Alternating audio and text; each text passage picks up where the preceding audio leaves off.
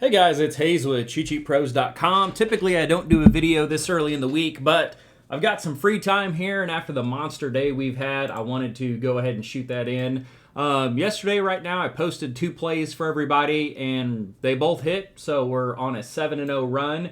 If you watched the video the other day, you got very lucky. So we posted 5 plays in a round robin, and we were really going after it with these plays, which 3 of them were big dogs.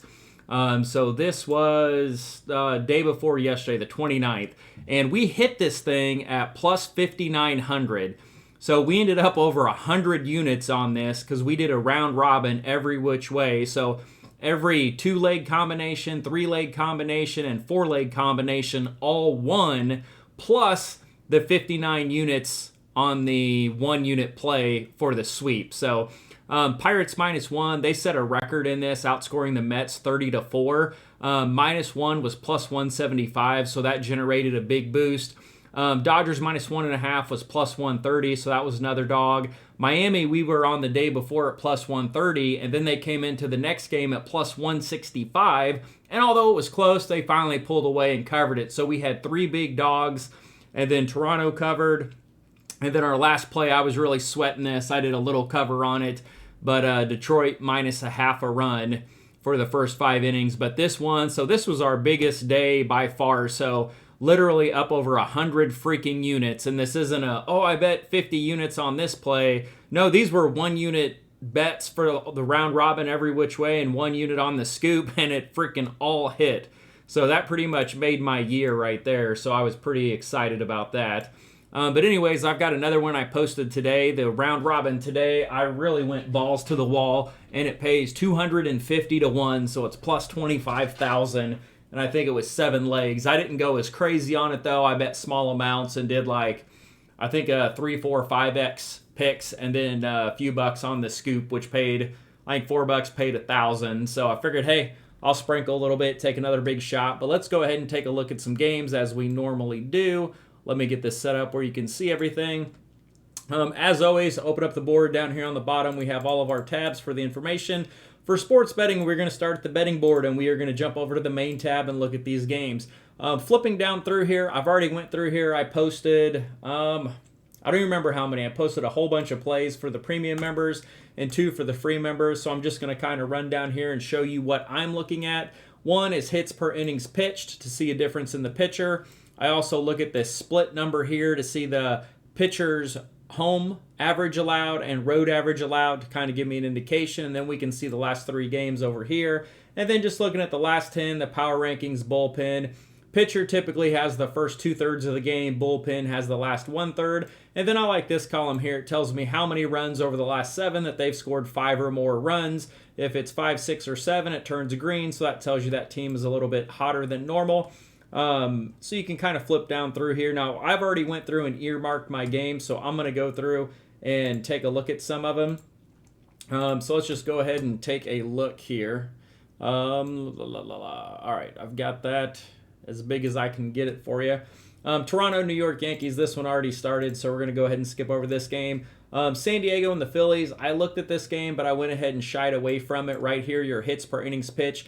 These pitchers are close. Power rankings, 21-19, pretty close. I was going to lean Philadelphia, but I'm going to stay away from it. If I had to make a pick, I would take Philadelphia, but right here, you can see the Vegas number is 4.8 to 3.7, so they are a bigger favorite than what my model thinks it should be. My model thinks it's more 3.7 to 3.1, and then the Padres have the better bullpen. So since I liked Philly, it's juiced too high for me, so that's one I stayed away from.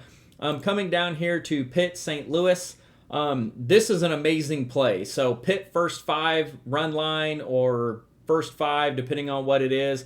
I don't mind at all. St. Louis went on a little bit of a hot streak here with these 3 wins, but look, they played Cleveland.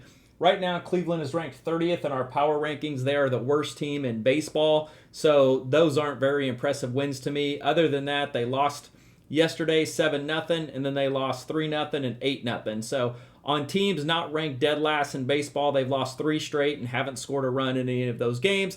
And now they face Paul Skeens, who not only is he elite, he is at home, and Pittsburgh's been on absolute fire. Look at this. So like I just said, Pittsburgh was part of our big win that we had. So they had won 9-1, 9-2, and then they were a dog again with a decent pitching matchup. And I was like, if they've outscored them 18-3, I'll take Pittsburgh -1 at +175. And they end up outscoring him 30-4 in the 3-game series and set some kind of record on the radio. I don't remember what it was. And then they won last night 7-0. So their last 4 home games, they've won 9-1, 9-2, 12-1, 7-0. Yeah, give me some pit action here. And then you put Paul Skeens on the mound. Why not? I'll take a shot here. And I'm going after the first 5. Both of these bullpens are decent. You can see St. Louis bullpens 5-0 with a 2.96 ERA over the last 14 days, so they are decent. So I'm going to go after the first 5 here. Paul Skeens, when we look at these two pitchers, he is elite. He has a .51 hits per innings pitched. So typically we're looking at 1.00 for like the general average. If it's higher than that, they are less than average. Below than that, they are elite. .51 is really elite. And so we basically just need the red-hot Pittsburgh Pirates, who are playing at home and have won 4 games straight, to scrape across a couple of runs. If they get 2 runs, they're probably locking this up. Skeens, I don't think he will give that many runs up in the first 5 innings. And so looking at this pitcher, we really want to go in and dive into him. So taking a look at him, he's got a general 258 average, 1.3 whip. That's a little high. ERA around mid-4s. Looking at his recent starts, he's allowed 2-0-3, 2-7, 3-3. So about 2.8 runs per start, not too bad. Skeens is coming off a couple road starts where he gave up 4 and 2 runs, but prior to that, 0-0, 1-0-1, and about 1.4 runs. So I'm going to go Pittsburgh first 5 here. I really like that play. That's one I'm going to back. I think it's -140 if I remember correctly. Flipping on here, Minnesota and Miami. I was kind of shocked. Miami is a dog. Now, they do have a pitcher on the mound that is really good on Minnesota, but look at this bullpen. So the Minnesota bullpen, although it ranks 11th, it's 0-3 with a 7.6 ERA over the last 2 weeks. So once Joe Ryan comes out of the game, we have a better bullpen. Our bullpen for Miami is ranked 5th, 7-1 with a 2.55 ERA over the last 2 weeks. So we have an edge on the bullpen. Miami is playing at home. And then if you just look at Minnesota, 3-7 over the last 10 games, so they're a road favorite. And then Minnesota, look at them. They've won 7 games in a row. They rank 10th in our power ranking. They're hitting 272 as a team over the last 2 weeks. That's phenomenal. And they're a dog. I'm getting plus money here. So what we did last time is we took the alt line of Pitt -1 at +175 because they were a dog. And you can do the same thing here. You can take Miami -1 and it's +195 or +200. It generates a huge payday if that hits. So it's worth a shot. Looking at your 2 pitchers, your hits per innings pitched, 0.75, 0.64. Both of them are below 1. These are both good pitchers. Now, everybody is banking on Joe Ryan, but Cabrera, he's right there with him. He's just as good. So I don't mind using him either. So Cabrera, looking at him, look at his recent starts that he's had. We've got 2-1, 2-1, 0-0. So he's been doing pretty good, and he goes 5, a couple 6 innings, a 3 and a 4. So a little bit of everything. Has a 237 average to opponent hitters allowed at home. Not bad. 5th rated bullpen behind him. And Miami's red hot right now. I will definitely take plus money in that situation. The play that I wrote up was Miami +1.5 -135. Why not? Coming over here looking at Joe Ryan, he's been pretty elite. 0-3, 2-2, 4-1, 3. So pretty close to Cabrera. I'd say there's a little edge with Joe Ryan, but he is on the road, and he just can't get any run support from Minnesota. So I like Miami there as a dog. Flipping down, Washington, Detroit. I wanted Detroit first 5 in this game because if you look here, Trevor Williams versus Flaherty is a huge difference. But when I got down here and I started looking into it, he's given up 3, 8, and 7 runs over his last 3 starts, and this one was only 2 innings on the road. So his last road start was 2.1 innings, 6 hits, 8 runs, 3 walks. And then this alarmed me here, 4, 3, and 5 walks. So he's got, 9, 10, 11, 12 walks in his last 3 starts. And he's on the road again. And you can see here his road split is much worse than his home split. So at home, he's allowing a 180 average and 272 on the road. So that's concerning. So because of that, I scratched off Detroit and took him off of my list. Trevor Williams has been giving up a shit ton of hits, 7, 8, 6, 6, 5. and he barely goes 5 innings. We got 4, 4, 5, 5, 5. And he's given up over a hit per inning. And then his runs 4, 2, 2, 2, 5. So these, he got real lucky, left some runners stranded, not walking a lot of people. I don't like either pitcher. If I was going to do anything, I would probably do the over here, but it's one that I decided to go ahead and stay away from. Tampa Bay and Oakland, F this series. I don't want anything to do with it. Baz just played the Royals. I was actually at that game in the dugout, and the Royals made him look like an ace. He's not. Neither team I really have a read on right now. Cincinnati, Boston, I scratched this game. Both these teams are not doing well, but Boston can jump out and score a whole bunch of runs. If I was going to do anything here, I would probably lean towards the over. The reason is Fitz, even though it's only 7 home innings, is allowing a 333 average. And then look at the split for Singer on the road. His average allowed goes from 196 at home to 283, so both pitchers are getting beat up pretty good. And then you can see Fitz here. He had 1 inning, 4 hits, 5 runs, and then 4 innings, 4 hits, 2 runs, so not great. Cincinnati could tear him apart. And then kind of the same thing with Singer. 6 hits, 4 runs, and then 1 run, 2, 3, then had a 7 hit, 2 runs. So kind of a little bit all over the place. Not a good read on this game. Neither bullpen is great. You can see 30th and 20th. So I'd probably lean the over if anything, but not something I am die hard on. Milwaukee is one of the plays that I did like here, and I think it's pretty close. So when you look at this 4.1 to 4.4, that tells you it's a pretty close game. I was shocked they opened up Milwaukee as a dog. Same thing as Miami. Look here, we've got a better bullpen. The Mets bullpen is 1-3 with a 6.6 ERA. And then we got the Milwaukee bullpen, which ranks 8th, although it is 1-2. It has a 3.86 ERA. But look at Milwaukee. They've been absolutely phenomenal. 8-2 over the last 10 games. Number 1 in our power rankings. Hitting 314 as a team, which ranks best in the MLB. And then they're second in WRC+, first in RBIs. And then you come over here and just look at this for the Mets. There's nothing exciting. 25th power ranking, 3-7 last 10, 2-6 over the last 8. Batting .230 as a team, which ranks 24th. 26th in strikeout rate, 21st in WRC+, 27th in RBIs, and look, they've only scored 1, 2, 1, 4, 7, 4, 2, 1, so not really scoring a lot of runs. So they're probably looking to get a win after getting throttled by Pittsburgh.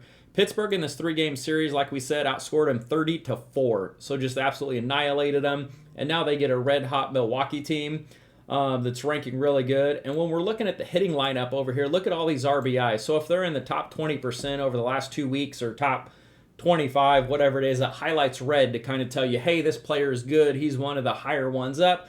But just look at these lineup stats for Milwaukee compared to the Mets. So the Mets have 3 guys here, but if your name's not Soto, Alonso, or Nimmo, we've got this guy batting .077, 225, 185, 151, Lindor leading off. Marte's only batting .238. They're struggling right now. Pick on them. It's okay. Clay Holmes, a little bit all over the place. Averages, goes about 5 innings, averages about a run or 2 a start.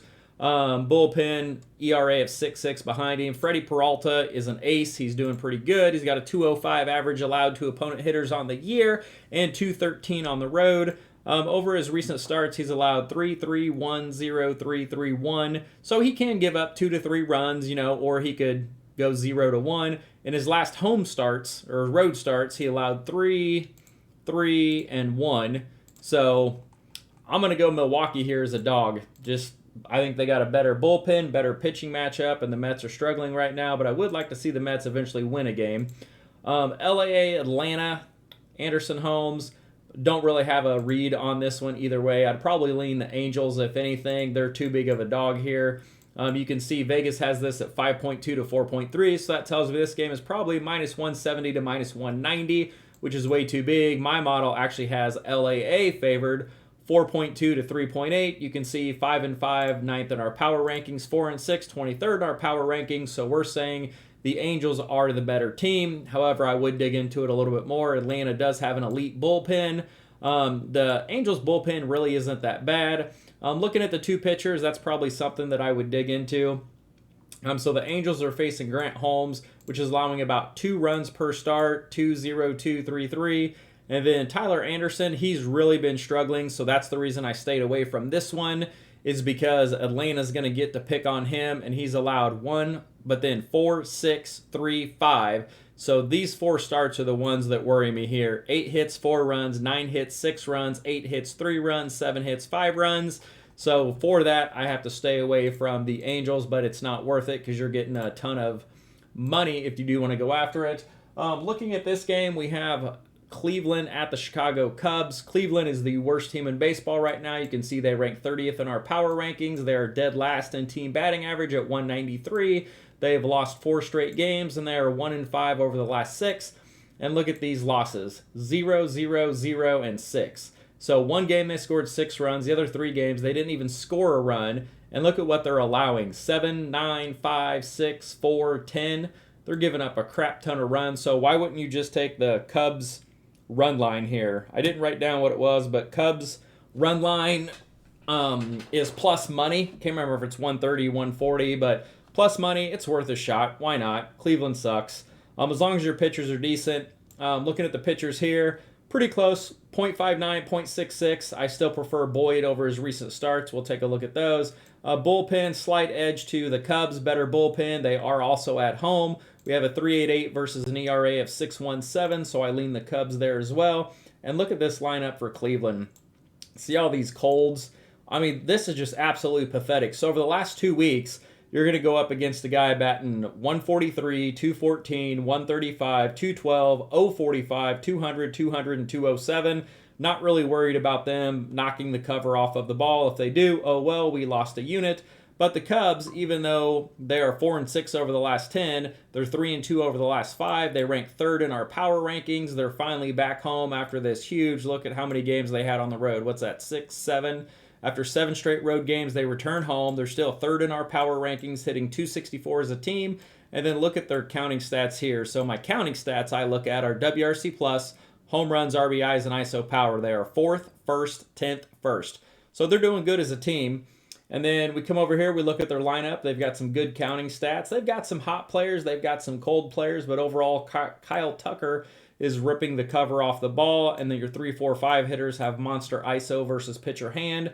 Coming down here, looking at Boyd, pretty solid. 0, 2, 1, 1, 2, 0 earned runs allowed. But what I like even more are his hits. 3 hits in 6 innings, 2 hits in 5 innings, 1 hit in 6 innings. He got beat up a little bit here on the road at Philadelphia, but not bad. 6 innings, 8 hits. And then 7.1 innings, only 4 hits. 6 innings, only 4 hits. So he is phenomenal. So if you look at his hits per innings pitched for the starts, 0.5, 0.4, 0.17, 0.56, 0.67 in 5 of the 6. That's really, really good.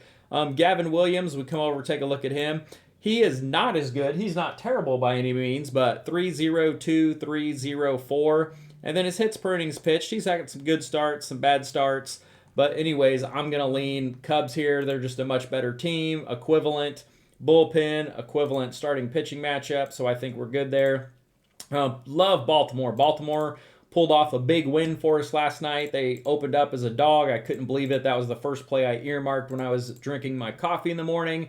And they ended up going into extra innings, but they won 10-6 to cover for us. And I even had a big parlay with Baltimore run line and another dog that I don't remember, and they both won, so I was very ecstatic for that. Baltimore has won 3 of 4 games, and check putting up 10, 5, 3, and 22 runs in that span. Fantastic. Texas, quite frankly, they have sucked. They're 29th in our power ranking. They're batting 209. They've lost 3 of 4. They're giving up a bunch of runs. They haven't done well. Their bullpen is not great. It ranks 26, 2-3. Baltimore has an equivalent bullpen, 2-3. 3.5, 4.66 ERA. Not really anything stand out, but our edge here is going to be in the first 5 innings. So Texas, first 5 or first 5 run line is going to be what I go after. Looking at this 2.9 to 4.1, that tells me this is probably going to be a 190 spread. So first 5 run lines the way to go. That means Texas has to be up by at least 1 run after 5 innings to win. So we're basically taking the bullpens out of the game, and we are going after the starting pitching edge. And Jacob deGrom has been freaking phenomenal here. No more than 2 earned runs allowed in any of his last 7 starts, with an average of 1 run and only 3.4 hits. So 0-2, 2-0, 1-2-2 allowed. So that's pretty phenomenal. Now Brandon Young, look at him. This is the guy that I want to attack. 4 innings, 5 hits, 4 runs. 5.2 innings, 4 hits, 3 runs. 4 innings, 7 hits, 3 runs. So he's giving up as many hits and runs as what pitchers are doing in 6 to 7 innings, but he's giving it up in 4 to 5 innings. So he is not going to hang with DeGrom unless the Texas lineup absolutely shits the bed. Now, have you noticed the other thing that's jumping out? I intentionally didn't say anything, so take a look at the screen real quick, and I'll give you a hint. It's down here, and there's one other thing that does jump out to me why I like this game. So do you see it yet? So right up here where it says prior, I always scan this to see if there was a prior matchup. Both of these pitchers went up against each other in the last start. Now it was flipped, home road, but Brandon Young just faced Texas, and in those 4 innings, he gave up 5 hits, 4 runs, and walked 1. And then check this, 8 walks in his previous 2 starts. But look at DeGrom, and you can get him 18 pitching outs. It's minus 195, but it's a great parlay piece for him to go at least 6 innings, which he's done in 5 straight games, and he just went 7 against them. So he went 7 innings, 7 strikeouts, only 1 hit, no earned runs. So, yeah. I mean, I don't know how you don't just go Texas first 5, back to Grom, lock it up, let's go. Flipping down... Colorado, Seattle, Arizona, I didn't have anything there. San Francisco, Arizona, one of the odds I was looking at on this game was both teams to have 1+ run after 5 innings, or each team to have 2+ runs for the game was plus money.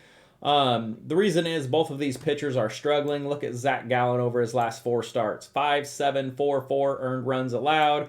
And then this guy isn't much better. Birdsong, 7 runs, 4 runs, 3 runs, both giving up a ton of hits. Offensively, I don't know if the Giants can score that many runs. They've only put up 2-2-0-3, but they have a weak matchup. But ultimately, this was my 8th play, so I scratched it off. I didn't need to go that deep. And then the other play I like are the Dodgers run line. How do you not? Chicago is one of the worst teams in baseball. I don't care if they beat the Giants in the last couple of games. They got a win against Arizona. They took 2 or 3 from the Giants. I don't care. This is the Dodgers. Pitching matchup, huge edge over here with Yamamoto versus Shane Smith. Yes, please. Plus the Dodgers at home, and they're 7-3 over the last 10. They're 6-1 over the last 7 games, and at home. So I went to property school in LA, and I got to go to a Dodgers game, and it's amazing. It was one of the most fun games that I've been to. But look at their home road split. So on the road, they're an average team, 21-18, WRC plus a 105. But at home, they are 30-14 with a 138 WRC plus, and look how much less they strike out at home. Their ISO power jumps from 173 to 222, and then their WOBA or average goes 248 to 277. That's pretty freaking solid there. And then lefty-righty, you can also look at the splits there, but I just look at this and say, hey, they're both about the same across the board, so it doesn't really matter. How are the White Sox on the road? Well, they have 9 wins, 32 losses. They hit 217 as a team and a WRC plus of 76. So we have a team with a WRC plus at home of 138 versus 76 on the road, and they're hitting 277 versus 219. Well, let's look at the White Sox lineup and see how it's doing. Only one guy, Benintendi, is highlighted in any particular stats. Everybody else is terrible, but look at this. The number 2 hitter batting 190, 225. The cleanup guy batting 156. Your 6-hole guy batting 111, followed by a 185 and then 207, and they get to face Yamamoto. And then over here, everybody knows the Dodgers. Now, the Dodgers are not doing typical Dodger things and putting up a crap ton of runs, but still, I will take Ohtani, Mookie Betts, Freddie Freeman, Will Smith, Teoscar, Muncy, Pages over this guy of no names. Really, Benintendi and Roberts are the only one decent in there. And then you come in here, the White Sox, they have the 27th rated bullpen. Now, LAD is not as strong, or I'm sorry, bullpens are 27th and 22nd, so neither one is really good. But Yamamoto, I mean, he's allowing a 195 average total, 226 at home. And then he did have a couple starts here where he got beat up at home against San Diego and San Francisco. That was my only hesitation.